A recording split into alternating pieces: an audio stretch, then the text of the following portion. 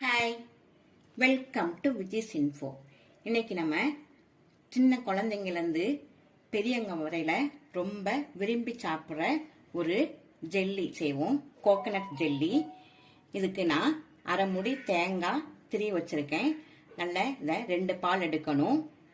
3/4 cup சர்க்கரை எடுத்து வச்சுருக்கேன். கடல் பாசி அல்லது அகர் அகர்னு சொல்லுவாங்க, அது ஒரு பேக்கெட் எடுத்து வச்சிருக்கேன். இந்த அகர் அகரை நம்ம ஒரு 10 நிமிஷம் தண்ணியில ஊற போட்டுடலாம். இப்போ நம்ம கடல் பாசியை தண்ணியில ஒரு 10 நிமிஷம் ஊற வச்சிருக்கோம். அதுக்குள்ள நம்ம தேங்காய் அரைச்சி பால் எடுத்துட்டு வந்துடலாம். இப்போ தேங்காவை நல்லா அரைச்சிட்டு வந்துட்டேன். இது தேங்காய் அரைச்ச பால், இது 2வது பால். இந்த 2வது பாலில் நம்ம இப்போ அகர் அகரை வேக வைப்போம். இப்போ அகர் அகரங்கிற கடல் பாசி நல்லா ஊறிடுச்சு பாருங்க, நல்லா ஊறிடுச்சு. இப்போ நம்ம இதை பால் எடுத்துருக்கோம்ல, அந்த பால் இல்லாமல் 2வது பாலில் இப்போ இதை வேக வைப்போம்.